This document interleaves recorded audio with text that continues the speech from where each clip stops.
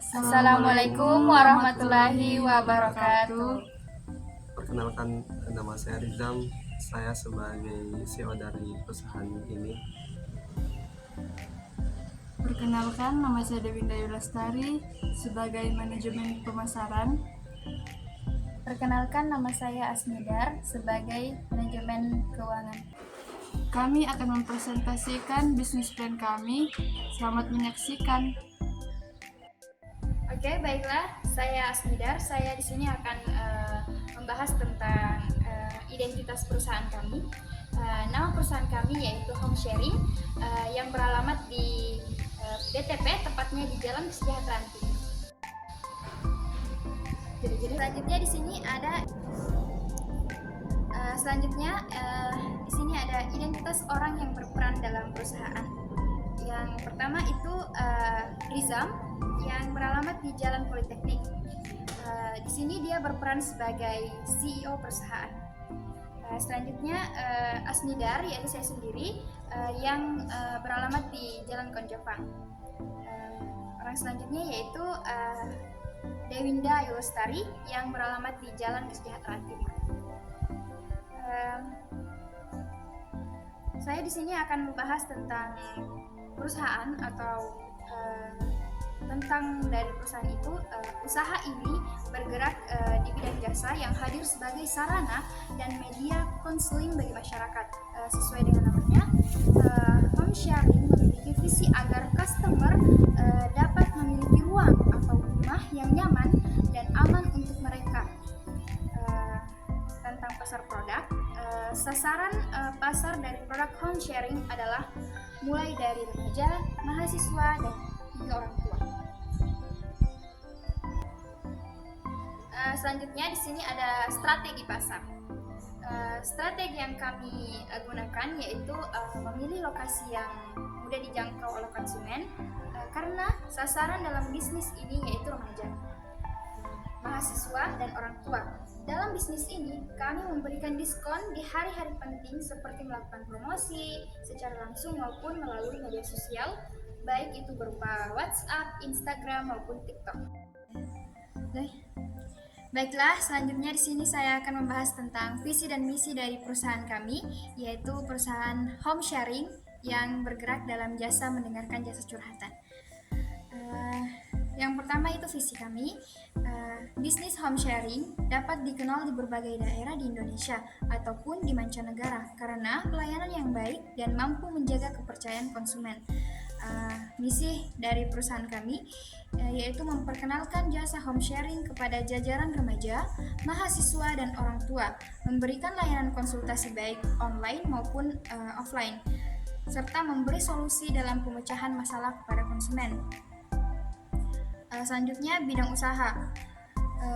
Ini bergerak dalam bidang jasa yang membantu dan memberi saran pada konsumen yang membutuhkan tempat bercerita yang terpercaya. Selanjutnya nilai-nilai dan prinsip yang dianut dalam perusahaan kami. Yang pertama itu keterampilan mendengarkan aktif, yang kedua empati, yang ketiga kebijaksanaan dan etika, dan yang keempat personalisasi. Selanjutnya keunggulan jasa. Keunggulan jasa dari home sharing ini menawarkan jasa mendengarkan curhatan mulai dari remaja, mahasiswa, hingga orang tua yang dapat membantu melepas beban pikiran mereka. Selanjutnya strategi yang kami gunakan di sini, yang pertama membuat website atau aplikasi dan memudahkan untuk mencurahkan perasaan mereka. Selanjutnya jaga kerahasiaan informasi dari pelanggan dengan sangat ketat. Selanjutnya tawarkan berbagai pilihan sesi seperti obrolan langsung, telepon, atau pesan teks. Kemudian penyuluhan dan keterampilan. Sasaran. Perusahaan kami ingin menciptakan jasa yang bermanfaat bagi banyak orang.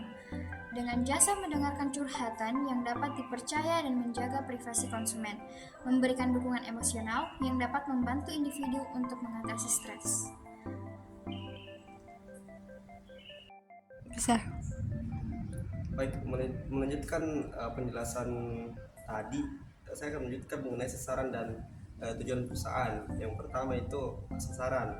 Adapun sasaran itu yang pertama ada individu dengan masalah ekonomi sosial. Kemudian yang kedua sasarannya itu perusahaan, organisasi. Kemudian yang ketiga itu pendidikan, sekolah atau perguruan tinggi. Kemudian untuk tujuan perusahaan itu yang poin utama saya membagi dalam 3 poin. Yang pertama itu memberikan dukungan emosional. Kemudian yang kedua mengurangi stigma kesehatan mental. Dan yang terakhir meningkatkan kesejahteraan sosial. Di bab selanjutnya itu pada strategi bisnis saya membagi 4 tahap. Yang pertama itu ada citra dan posisi yang diinginkan, kemudian ada analisis SWOT, kemudian yang ketiga ada strategi kompetitif, dan yang terakhir ada diferensial.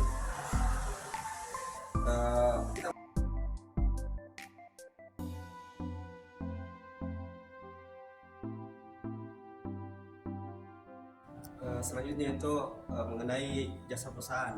Yang pertama ada deskripsi perusahaan. Jadi jasa mendengarkan curhatan ini kami sediakan untuk ditujukan kepada individu yang merasa perlu bicara karena mungkin masalah stres, kecemasan atau masalah personal lainnya.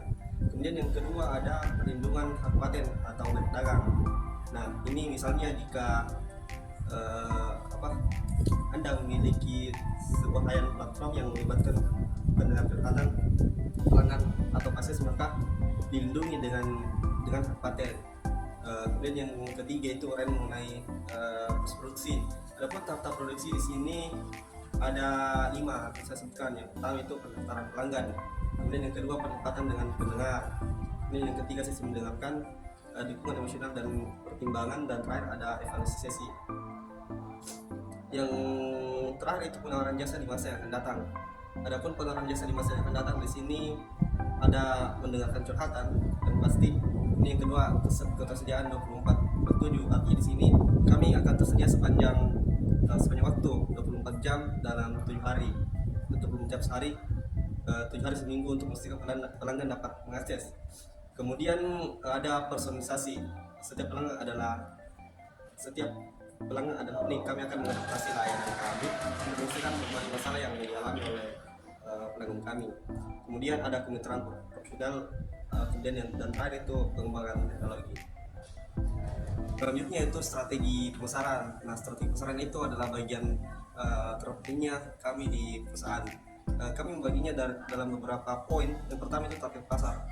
Target pasar kami itu kami melibatkan berbagai kelompok atau individu. Namun umumnya kami melibatkan biasanya kelompok pelajar atau mahasiswa yang menjadi target konsumen kami di sini. Kemudian yang kedua itu motivasi pelanggan. Itu merupakan hal yang penting yang harus dimiliki oleh setiap karyawan kami dalam memberikan motivasi kepada konsumen. Kemudian yang ketiga itu ukuran dan tren pasar. Yang keempat itu periklanan dan promosi. Nah ini juga merupakan skill penting harus dimiliki oleh berbagai karyawan kami. Kemudian yang ketiga itu analisis kebutuhan pasar. Nah, untuk memahami permintaan dan preferensi pelanggan potensial, dengan kebutuhan pasar kita dapat merancang layanan yang relevan, memasarkan mereka dengan lebih efektif. Kemudian yang selanjutnya itu peluang dan potensi pasar. Mendengarkan curhatan adalah sangat signifikan, terutama karena peningkatan kesadaran masyarakat. Dan yang terakhir itu strategi distribusi. Mungkin untuk partisipasinya dilanjut.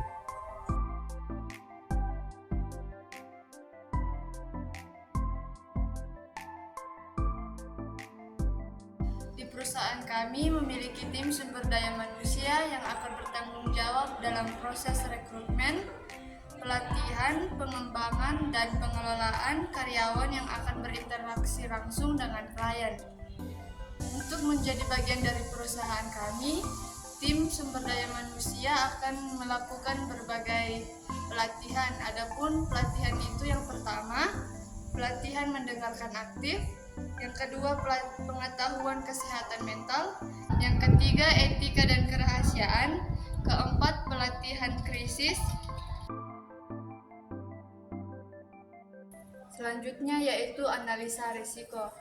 Adapun beberapa risiko dari jasa di perusahaan kami yaitu yang pertama, risiko keamanan data, kedua risiko krisis kesehatan mental, ketiga risiko kerentanan karyawan, keempat risiko etika, kelima risiko hukum dan kepatuhan.